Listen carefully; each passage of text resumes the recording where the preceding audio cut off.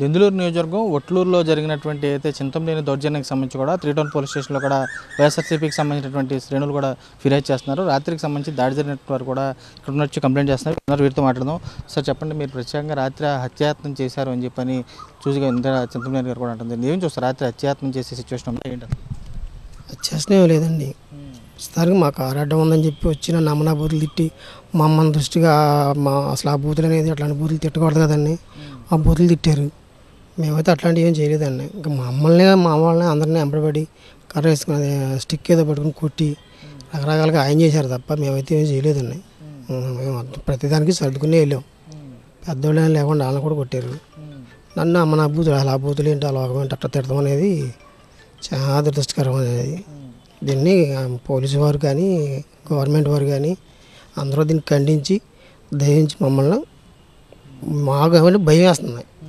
ఏం చేస్తారని మరి భయమే కదండి. ఇప్పుడు అతను ఆయన ఇప్పుడు ఎమ్మెల్యే గారు కదా, ఇప్పుడు ప్రస్తుతం మరి ఏం గవర్నమెంట్ ఉంది, మమ్మల్ని ఏం చేస్తారో మాకు భయమే కదా. నేను చిన్నవాళ్ళని, నేను కార్ డ్రైవర్ని కదా, నేను రాజకీయ నాయకుని కాదు. నేను మామూలుగా సింపుల్ ఎమ్మెల్యే గారి దగ్గర కార్ డ్రైవర్ని. ఏం చేస్తారో తెలియదు కదా, ఈ టైంలో ఏం చేస్తారు అనేది నా భయం. నాకు రక్షణ కల్పించండి. నేను మా ఫోన్లు తీసుకుని వెళ్ళిపోతున్నారు అందుకని సార్, మా ఫోన్లు మాకు ఇచ్చేయండి అని చెప్పి నేను ఫోన్లు అడిగినందుకు నా మీద ఆయన కారుతో ఆయనే స్వయంగా దగ్గరుండి 2 సార్లు నా మీద దాడి చేయించారండి.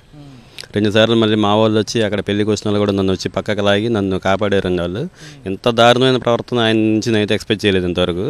ఆయన స్పీడ్గా మాట్లాడతాడు, ఇవన్నీ అందా దురుసుగా ప్రవర్తిస్తాడని తెలుసు, కానీ ఈ రకంగా దాడి చేయడం మాత్రం ఫస్ట్ టైం చూస్తున్నాను నేను.